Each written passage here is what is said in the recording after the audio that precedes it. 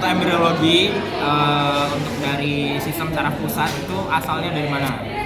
Mesoderm, ectoderm, ectoderm ya. Kalau mesoderm apa? Otot, gitu, tulang dan lain-lain gitu. Nah ini yang dari ectoderm. Ectoderm itu bakal membentuk sistem saraf pusat dan perifer sih semuanya sih sebenarnya. Yang pertama yang paling penting itu ada proses. Kalian udah ada kuliahnya belum? Atau Nanang apa atau sih siapa? Neurulasi, pembentukan neural tuh. Itu awalnya ada neural plate kayak lempeng neural. Lempeng neural habis itu dia sisi lateralnya itu bakal melipat ke atas. Neural fold namanya, neural foldnya bakal melipat. Nanti lama-lama dia nyatu. Pokoknya intinya yang tadi yang plate lempeng dia bakal nutup jadi tabung namanya neural tube atau tubulus neuralis gitu ya. Nanti yang foldnya tadi dia bakal lanjut tetap jadi ectoderm, mana ya? Epidermis ini. Terus di pinggir-pinggir di bawah epidermis sama si neural tube-nya itu bakal ada crista neuralis ya, crista neuralis. Jadi bedanya apa? Kalau yang neural tube itu dia bakal neural tube-nya atau tubulus neuralisnya dia bakal jadi sistem saraf pusatnya. Kalau yang crista neuralisnya ini yang bakal jadi yang perifer. Nanti bakal jadi saraf-saraf yang pokoknya nervus yang di tubuh kita tuh yang dari neural crest atau crista neuralisnya gitu ya. Terus ini pembagiannya nanti di minggu ketiga sampai minggu keempat. Ini kan bagian, jadi ini tuh bagian atas sih, bagian paling atas dari neural tube-nya. Neural tube itu nanti punya dua porus atau neural pore atau ya neural pore, dua porus. Porus pertama tuh yang rostral itu yang lebih ke arah kepala yang ke atas, sama satunya tuh yang caudal tuh yang lebih ke ekor sebenarnya caudal atau yang ke bawah. Nah ini nanti berpengaruh di klinis habis ini. Tapi intinya ini, jadi yang pertama itu bakal dibagi tiga untuk di bagian otak sama batang otaknya apa aja? Parasencephalon sama mesencephalon. Kalau yang parasencephalon bakal jadi dua apa aja? Mesencephalon sama diencephalon. Oke, yang mesencephalon berkembang menjadi apa aja nggak? Apa tetap ya? Habis itu yang romencephalon dia bakal jadi meten sama myelin gitu ya. Tapi aku anggap kalian ini udah apa lah ya, jadi apanya. Nah, yang perlu diketahui rongga di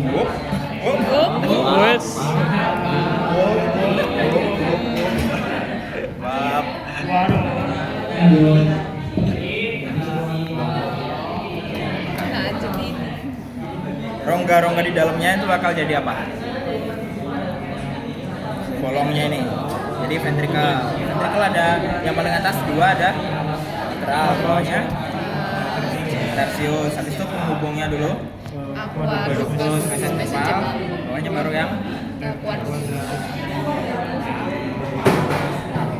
yang jadi otak dan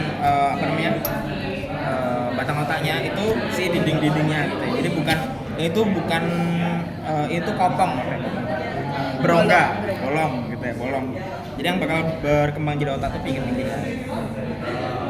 Ini ventricle. Nah, ini ada NTD atau neurotubular defect. Kan ada tubulus neuralis tadi. Kalau dia defect itu bisa jadi beberapa kelainan tergantung defectnya di bagian mana. Kalau di bagian yang rostral itu nanti dia ada kelainan namanya anencephaly. Jadi itu kan tidak. Jadi kayak kepalanya tuh nggak ada kasarnya gitu. Nah, di bagian emang karena manifestasinya di bayi yang baru lahir itu dia nggak punya otak kadang atau nggak punya kurung kepala dan lain-lain, dan biasanya berujung ke kematiannya ini. Nah, terus ini dulu deh, ada spina bifida namanya. Bifida tuh namanya bercabang atau apa ya, bolong sih. Dia tuh kayak membuka jadi dua gitu. Intinya bifida tuh nyabang dua, tapi tengahnya jadi bolong. Kenapa namanya kayak gitu? Karena ini si proses spinosusnya itu nggak kebentuk. Di bagian belakangnya proses spinosnya nggak bentuk, ini di bagian lumbar. Nah akhirnya dia jadi bolong. Jadi yang menjaga atau memfiksasi di bagian belakangnya itu nggak ada. Yang paling yang paling ringan itu yang spina bifida occulta. Occulta itu artinya tersembunyi. Jadi dia tuh sebenarnya nggak punya proses spinosus, tapi nggak ada gejala, nggak ada kelainan lain-lain karena dia masih tersembunyi, karena masih ringan gitu, gejalanya nggak ada. Sebenarnya dia nggak punya spinosus. Kalau udah lebih parah, dia jadinya meningokel. Nah, bedanya meningokel sama sebelahnya ada mielomeningokel, itu bedanya adalah yang keluar. Jadi kan ini bakal bentuk suatu kayak benjolan atau kavitas gitu kan. Nah, nanti kalau misalnya yang keluar itu cuman cairan cerebrospinalnya doang, itu nanti dia namanya meningokel. Kalau dia ikut keluar si medula spinalisnya, kalau di sini ini bagian apa coba? Tahu nggak? Udah jadi serabut-serabut. Ya, kalau udah equinanya keluar, jadinya mielomeningokel. Ini biasanya kelainannya di lumbar 5, pokoknya antara lumbar 5 kalau nggak sakral 1, antara pokoknya setinggi itulah biasanya. Karena dia bagian transisi dari lumbar ke sakral. Itu kalau ini defeknya di yang bagian kaudal. Nah, kalau di tengah-tengahnya dia jadi encephalokel, tapi ini lebih jarang. Nah, kenapa kalau bisa defek? Itu biasanya karena ada yang tahu nggak? Defisiensi asam folat pas ibunya itu mengandung gitu. Jadi itu salah satu kepentingan konsumsi asam folatnya itu karena ini ada kemungkinan defek di neuralgia. Apa? Kalau spinal bifida itu dia harapan hidupnya juga rendah atau lebih tinggi dari Jauh lebih tinggi sebenarnya. Kayaknya ya sebenarnya saya ingat itu baru parah atau baru benar-benar simptomatis itu kalau yang mielomeningokel. Karena kalau yang selain itu kan sebenarnya secara persarafan tuh nggak terganggu. Kalau ini dia cuma ada benjol tapi isinya juga cuma cairan doang. Jadi tinggal dioperasi ditutup kelar gitu. Biasanya kalau nggak salah tuh fusi deh. Antara fusi kalau nggak dikasih apa gitu. Jadi pilihannya tuh antara ininya digabungin atau pulpa dikasih apa gitu. Tapi yang jelas yang simptomatis yang ini karena ya tadi melakukan ini harusnya dia jalar ke kanan kiri kan buat ke perifernya. Kalau misalnya dia kayak gini kan dia nggak bisa jalar atau mungkin bisa ketekan. Ini terus kita ke korteks. Korteks bedanya visura, bedanya sulcus sama gyrus apa? Nah, gyrus itu yang kenapa harus ada nih? Kenapa harus ada gyrus sama sulcus? permukaan memperluas. Kok kalian pintar memperluas ya? Amin. Terus ini udah lah ya kalau misalnya lobus. Tapi ada lobus ini yang jarang dibahas ada insula sama limbik. Limbik tuh biasanya untuk emosi motorik ya. Kalau insula itu dia biasanya untuk visceral sih, organ-organ visceral pengaturannya itu nanti Brodmann-nya itu dari si sistem limbiknya, si sistem di insulanya. Terus sulcus yang terkenal yang di sini. Dia ada sulcus centralis atau visura Rolandi. Dia memisahkan lobus apa sama apa? Frontal sama parietal. Misalkan gyrus apa sama apa? Gyrus presentalis sama posentral gitu ya. Terus kalau yang di samping ada sulcus yang laterales sulci atau visura sulci. Dia memisahkan antara temporal sama ya, dua depan ini ya, dua di atas ini. Habis itu ini nggak terlalu penting. Calcarina, ini di mana? Occipital di Di belakang di lobus occipital.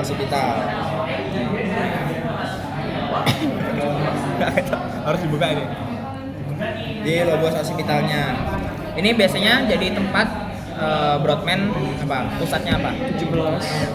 Pusat visual ya. Ada visual primer sama di pinggirannya lagi ada visual sekunder. Brodmann berapa ingat kan? 17. Yang primer yang 17.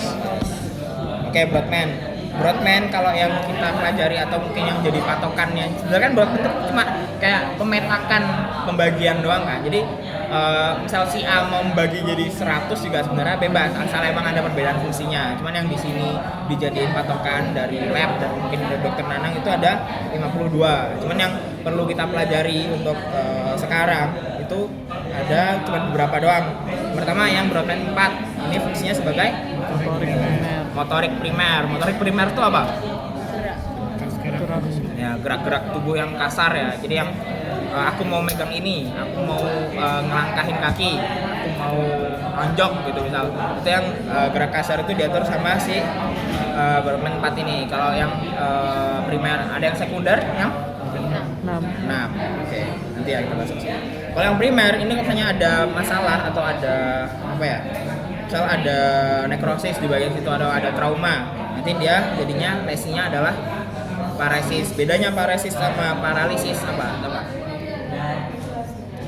Kalau paresis itu dia kelemahan biasanya. Jadi dia itu masih bisa gerak walaupun minim ya, bisa gerak tapi dia itu lemah gitu. Kayak mungkin tonus ototnya atau yang lain-lain itu lemah kemampuan dia untuk gerakin. Sedangkan kalau paralisis itu udah masuk ke lumpuh gitu ya. Terus kita ke yang tadi Brodmann 6. Nanti misalnya dia ada lesi, Brodmann 6 kan sekunder. Dia kalau ada lesi dia apraksia. Apraksia itu ketidakmampuan gerakan yang halus, yang kecil-kecil, gerakan yang terampil itu oleh si Brodmann yang 6 ini. Jadi motorik sekunder itu untuk yang rinci. Jadi kalau tadi gerakannya kan cuma sebagai kayak aku mau jalan, aku mau mukul. Nah ini tuh yang ngatur kayak aku mau mukul sekencang apa, aku mau ngenain bagian mana misalnya, atau aku mau jalannya jinjit, apa aku mau jalannya lurus biasa, apa aku mau jalan mundur gitu. Pokoknya yang lebih spesifik itu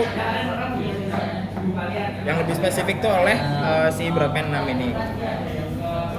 Habis itu 312 ini yang sensorik primer itu semuanya ya, rangsangan dari seluruh tubuh dia bakal masuk ke sini. Terus 43 ini adalah gustatorik. Gustatorik itu pengecapan.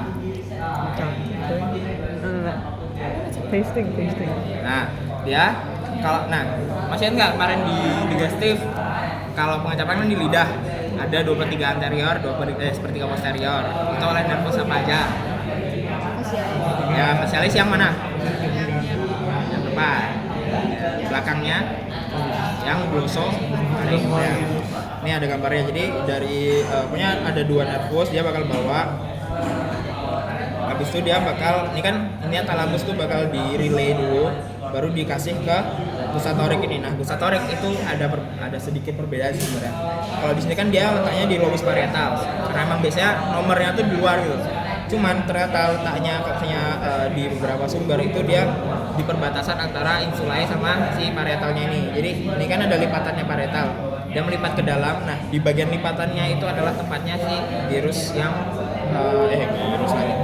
Brodmann 43 ini. Jadi dia tuh perbatasan antara insulae yang bagian sini sama si lobus parietal gitu.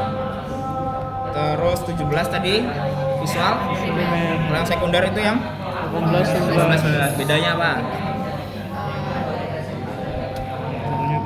Kalau yang primer itu dia rangsangan awal. Jadi kita melihat sesuatu itu kan kita melihat tuh dasarnya adalah apa? Reseptornya tuh menerima cahaya kan. Reseptornya tuh menerima cahaya. Nah, yang dapat pertama dari reseptor itu si primer ini. Jadi dia khusus kayak benar-benar ada cahaya datang.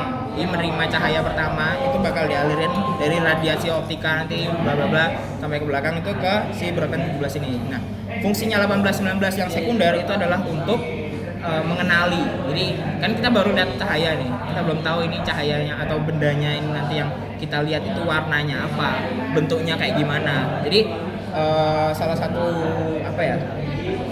khasnya di 18-19 itu selain mengenali itu juga ada nyambung sama korteks bagian memori. Jadi kita bisa ingat kalau misalnya kita lihat sesuatu itu apa, atau itu bentuknya apa, atau itu warnanya apa, itu karena si 18-19 ini selain mengenali itu juga ada sambungnya sama memori gitu. Terus ini udah yang 1-2 pendengaran. Ini yang primer apa yang sekunder? Primer. Kalau yang sekunder yang 2-2. Dua-dua selain auditor yang sekunder dia gabung ke area yang Wernicke. Kenapa? Karena pendengaran itu sangat berhubungan sama nanti kita berbicara atau kemampuan berbahasa nanti pusatnya di area Wernicke ini. Bedanya ini udah ya 39 40 22 tadi udah dibahas juga 44 45. Nah, bedanya Broca sama kalau Broca itu yang depan atau belakang? Lebih depan atau lebih belakang? Ya lebih depan ya. Bedanya jadi Broca itu kan di frontal. Nah, ya nanti pokoknya intinya ada afasia. Afasia tuh ketidakmampuan untuk bicara. Nah, itu ada 2, ada motorik sama sensorik. Kalau yang kena Wernicke karena dia menerima sinyal itu afasia yang sensorik. Dia nggak bisa dengar, dia pokoknya merasa bisa dengar tapi ngomongnya tuh nggak nyambung gitu. Sedangkan kalau yang afasia motorik itu dia paham tapi dia nggak bisa ngomongin. Itu perbedaannya afasia motorik sama sensorik di Wernicke sama Broca. Terus tadi ada fasciculus arcuatus yang menghubungkan antara duanya.